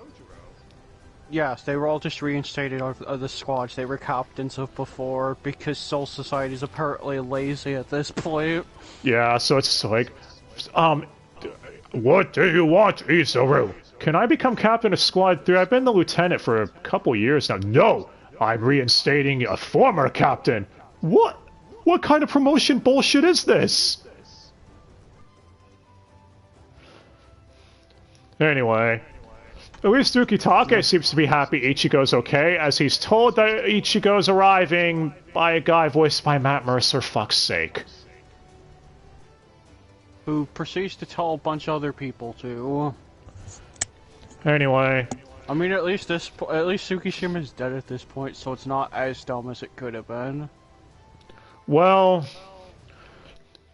Ichigo arrives during a captain's meeting, and did you say Kumamura is covering up Shinji, so because Shinji's stuck behind him? So you don't get to look at this jobber's face. But Ichigo makes a request, saying, I'm going to continue being a Soul Reaper, but I have one request. I want to bury Ginjo in the world of the living, because he was a human after all. Also, I don't know what you dicks were planning to do with his corpse, but come on. Let me at the body. Also, tell everyone with his badge page, for fuck's sake. Yeah, because Ginjo did explain earlier, that was one thing didn't mention. He's like, didn't you find it strange your past, no one ever reacted to it like it had any sort of authority? And it flashback to Kurumadani going, get that thing out of my face! What the hell is that supposed to mean to me? Sad part is that's not far off from how he said it. The fact that they used that scene, though, is just really stupid. It is hilarious. You leave it alone. But, yeah. But that's par for the course with this arc. Anyway, Shinsui and Ukitake have a heart-to-heart about how Ukitake is kind of a dick. And Shinsui's like, yeah, but you're lucky Ichigo isn't a complete prick, and that he forgave you. In fact, he seems to be happy to be a Soul Reaper again. Yeah, I know, that's like the whole point of this arc or something. Crazy, right? And that change is incoming for the Soul Society as time keeps moving forward. That it's time to move on and let the past go. If Ichimaru over there agreed to give his power to Ichigo... Yeah, that was actually what Shinsui was saying. Everyone was shocked by that one. Yeah, even Shinsui's like, old man Yama would have never done that before. To think Ichigo changed Soul Society so much. And to think Yamamoto had a contingency plan to potentially kill him. What an idiot. Despite giving him his power, which means... This whole arc makes no sense. Anyway, Ichigo has a conversation with Rukia about how he's headed back to the world of the living. But don't worry, for realsies this time, because he's a Soul Reaper again. They'll meet each other again. Because their journey hasn't ended yet. Cue end series credits. I hate those types of endings in fucking anime all the time. Don't worry, guys. Our journey's only just begun.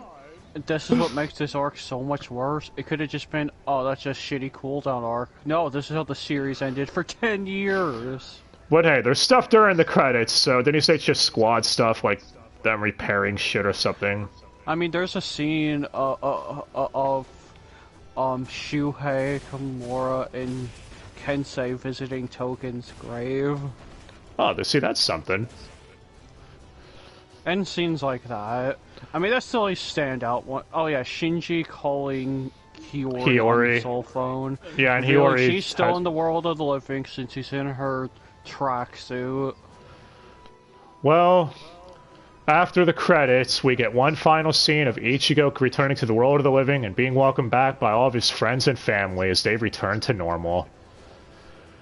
And even Yuzu at this point. Yep, even Yuzu, who is no longer... Because she was acting like the whole, I don't care about Ichigo, he's being standoffish towards me this whole arc. But even even though she can't see him. Well, I guess she knows he's there because Karin is right there, and Karin can see spirits and shit. No, she said you're looking the wrong way. Oh yeah, that's right, yeah, that was the joke, which they kept doing this whole series. Okay. That arc was a fucking mess. Everything about it, the motivations. God, the way Tsukishima was handled, the explanations on the powers, the explanations on other things, Soul Society's motivation for helping Ichigo if they were thinking of killing him. Also, when Ginjo stabs Ichigo to take his powers, he pulls out his substitute Soul Reaper pass, and Ichigo gives no reaction to it. Yeah, you figured Ichigo would like, wait, you were a substitute Soul Reaper? No, he has to be told as exposition, like right after he gets his powers back from Rukia. Yeah. This arc didn't have to be terrible. We already explained ways they could have improved it to make it... we didn't expect the antags to be much, but man, the only fight that mattered was Moe's. Yeah, it actually gave a lot of character. That's the only one that was something. Well, and also because you get the feeling if Moe did fight if he had another matchup, he could have actually had a shot at winning who he went up against, depending on the Zanpakuto. Because I don't know. Yeah. Let's say he fought Kumamura. If he punched Kumamora's stand, Kumamura would be severely injured because, you know, whatever damage inflicts to stand hits him too. But Kumamura wouldn't go Bankai this time. None of them were taking the fight seriously. I mean, Byakuya could have ended it sooner, but he was just sitting there letting him talk. Which, yeah, I know you were bringing that up. Like I said, with Tsukishima and Ginjo, with how they're manipulative pricks trying to mind break people, that at least makes sense for those two. But then you have Kuzusawa and Yukio and Jackie. It's like half the time they wouldn't shut up. I know, you were still satisfied about the fight with Jackie. Oh yeah, Renji finally not only getting a win, but a huge win. Like, that wasn't even a squash. That was a nothing. It's like, he only drew his sword, hit her with the bottom of the hilt, and that's it. It was over. Also, Ginjo wanting revenge on Soul Society. I know you guys are going to bring up, well, a lot of the other times were filler, but still, marathoning this whole franchise, it does make it look really redundant. Because let's see, we got Karia, we got the antags from the Memories of Nobody. Was it Ganryu? Was that his name? Maybe. Yeah. We got Kusaka from the Diamond Dust Rebellion film. We got Amagai from the Fate Captains arc. We got Koga Kuchiki from Zanpakuto Rebellion. We got the Sword Beasts. Wait, what? They didn't want revenge on Soul Society. They didn't even have motivation. That arc was terrible. And then we got Inaba, or Kagerosa, whatever you want to call him. And now we have Ginjo. It's like, fuck's sake. Does anyone not want revenge on these idiots? It comes to a point where it's like, how they've fucked over so many people. I'm starting to think Soul Society really are the main antags of this. Yeah, and it's not like in the next arc anybody wants revenge on them either. Anyway. Okay, so this arc is a lot worse solely because this is how the series has ended for the past 10 years for no reason that we could find. March 27th, 2012, the anime ended in Japan, and I heard from everyone who saw it in Lebanese around that time that the arc was shit. I thought they were exaggerating, at least I hoped they were. And yeah, there are numerous theories as to why the anime was canceled back then. The ratings were lower for this arc for obvious reasons. Another theory is... Because it's shit! Another theory is that it was too close to the manga, and after all the filler, they were done. They were like, no, we're not going to make any more filler. This is too much. But no real official reason's been given as of right now from what I could find. That didn't stop you fuckers from fillering the shit out of Naruto. That's actually a really good point. But this is kind of a Pierrot staple. Look at some of their other IPs. Kingdom, Season 2 of that ended in 2013. Season 3 just started this year. I know someone's like, actually it started last year, but was delayed due to the epidemic. That doesn't count. Yeah, and that... Hell, if you want the most recent one, look at Black Clover. We don't even know when that's coming back. I swear if we have to wait 10 years for that again, too, I'm gonna be pissed. And let's not forget, you should never hand these people something that's not a shonen. Oh yeah, Tokyo Ghoul. So yeah, Tokyo Ghoul is complete dicks, we know, but that's another one you can add to the pile. After Route A, it took them 3.5 years to adapt. Look, Tokyo Ghoul's the anime is not very good, but the point I'm getting at is just look at Pierrot. At best, Season 1 is okay. We're getting off topic. Point is, Pierrot are known for this shit. They always put a show on hiatus for years and years and years and leave it in the vault, and a lot of times for no reason. The Bleach manga ended in 2016, yet it took them 4 years, March of last year, 2020, for the 20th anniversary to finally announce adapting the final arc. Like, why the fuck did it take so long?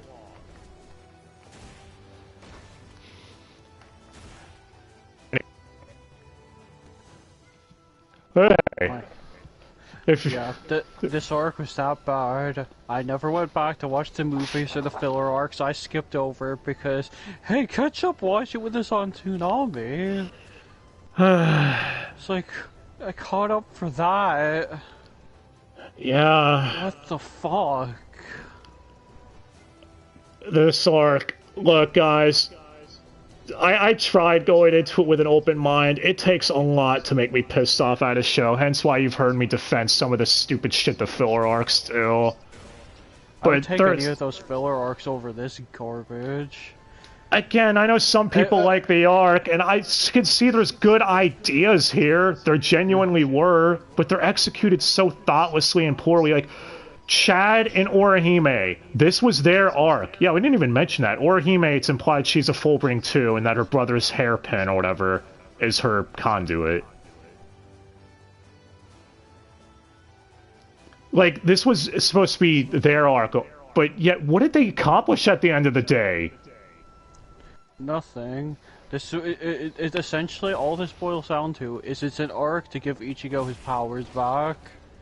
This is why I believe that theory is true about him wanting to do this arc before Soul Society, to give Chad and Orihime an explanation, and because he wouldn't have to use Ichigo, Ginjo, or any of that. And that's besides the point. We didn't even really need much more of an explanation since we got one from Chad when he was in Waco Mundo. Yeah. Like, oh yeah, that's how your powers work. Like that's I said, all we needed. We did not need this arc at the end of the day. I like the breaking down of Ichigo's character, making him feel worthless and making him depressed and angry and shit. That worked, but it's how we got there.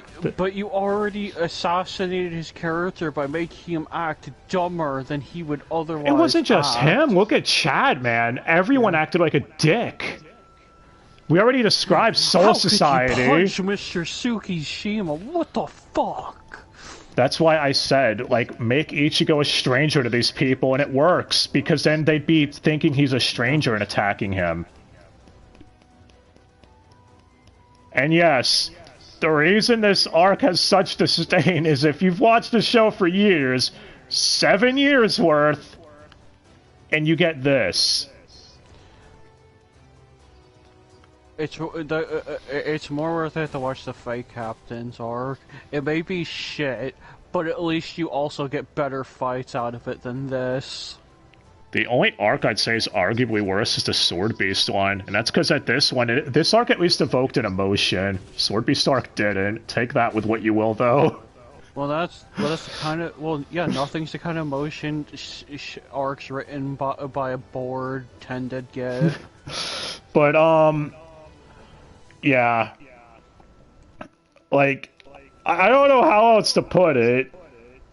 I don't think I need to explain how obsessed I was with Bleach to the point where I literally bought a PS3 for Soul Resurrection alone when I saw it was exclusive. Yeah. I got all the DVPs. I imported the Blu-rays of the fucking movies, man. That didn't come here.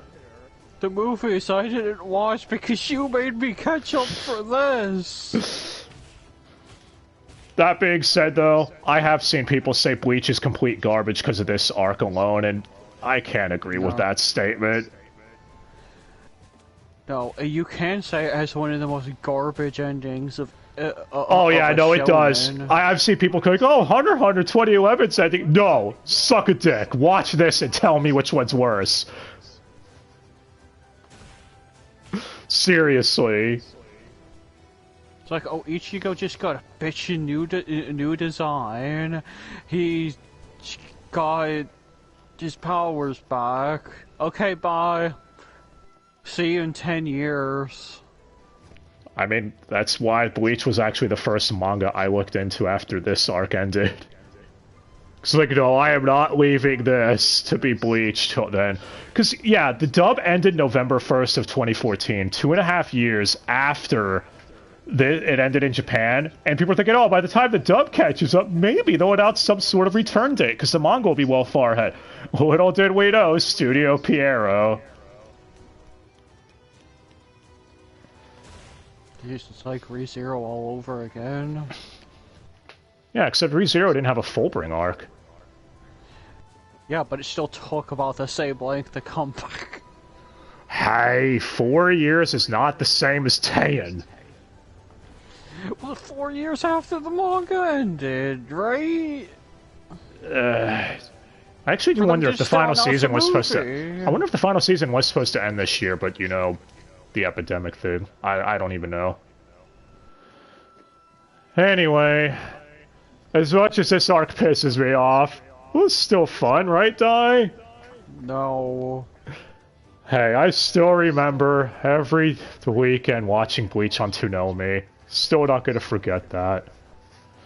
Even watching it with you, the Fullbring arc with you and one of our other friends at the time. Yes, and just to cope with its stupidity, look at all the stuff we had to do. Dirty boots. That's my one takeaway. Yeah. No, Tsukishima should be the takeaway.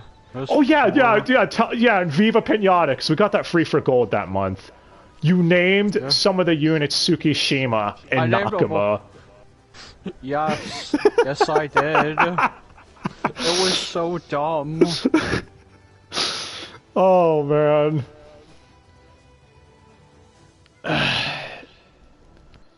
But hey, we only hate this arc because of how much we loved Bleach up till now. This fucking arc. The arc with that Bleach ended on 10 years. Maybe they should have just wrapped it up with Aizen back in the day and waited. Then again, yes. I don't know how good that would have been, because let's say they did do that and Bleach came back 10 years later. Oh, please. It would return with the Fullbring arc. Yeah, but even that's better than ending it with it, because you know you're getting stuff after it. I guess, but you know, first impressions, ending it with the invading army would have been better, because that final battle at least is well animated and something unique. Yeah. I mean, better animated than it deserved. Being a silly filler arc. Well, that's it for the Fullbring arc. I don't know, let us know what you thought of it. And if you enjoyed our, 2-hour rant, give or take? Probably more. I mean, hey, the anime's coming back next year, unless it gets delayed again, which I'm guessing it will be. Especially Studio Pierrot being divided and all over the place. Kingdom Season 3, Boruto, the Black Clover movie, and they're working on Bleach at the same time. Yeah, it sounds like total bird shit waiting to happen. Anyway, I get the joke, and I should slap you.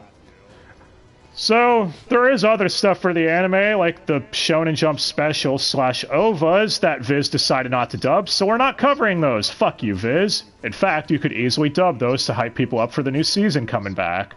You know, marketing and all that. But what do I know? You just have more than one brain cell. You're not an out of touch company. So, yeah.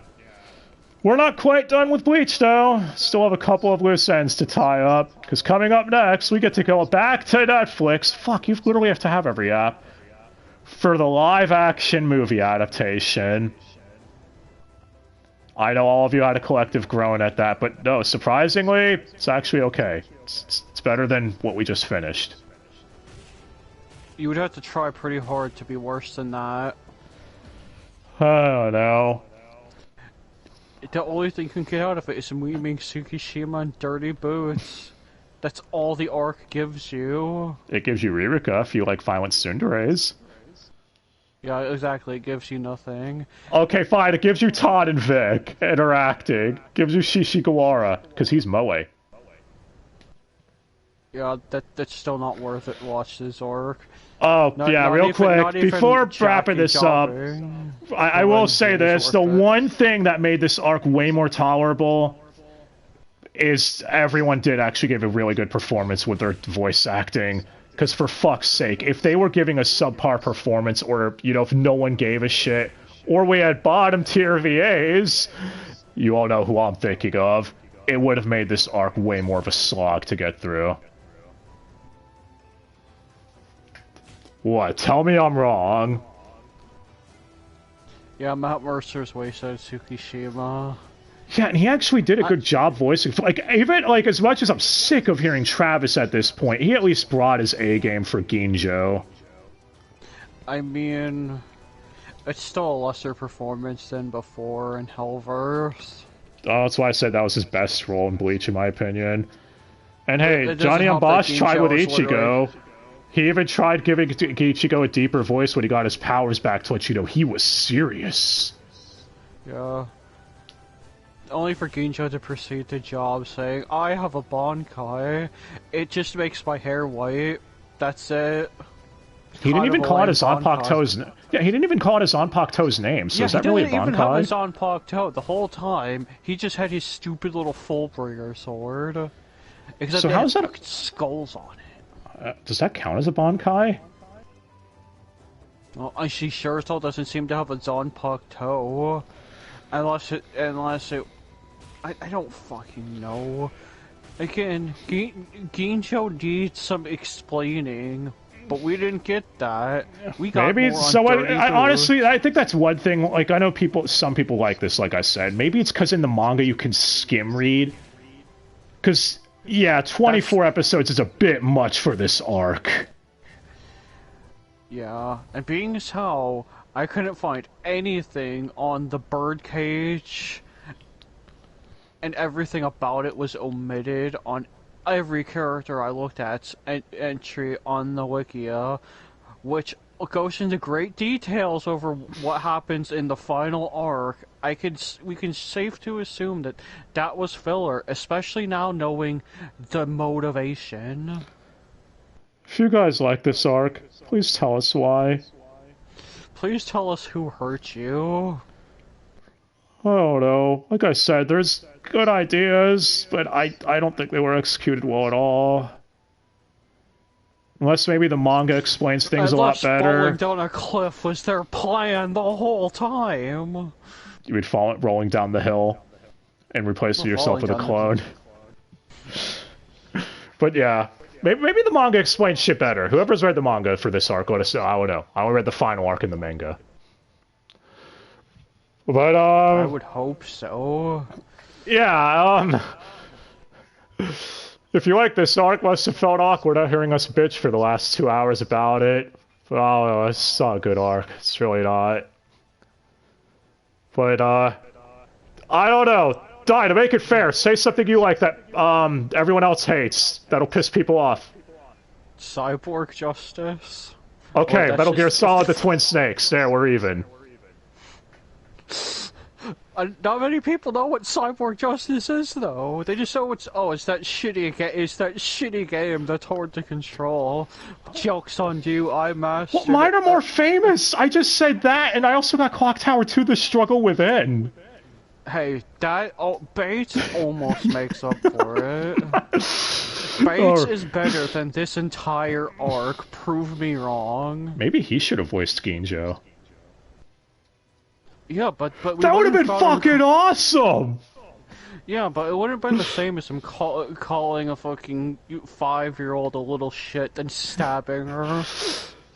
That legit happens in Clock Tower 2. That's true. Play. Yeah, it's real. That game is fucking weird. And it's fucking amazing. It's like, what the fuck? Just holy shit. I mean, she was possessed by a zombie demon spear? I don't even know. Zombie demon piss.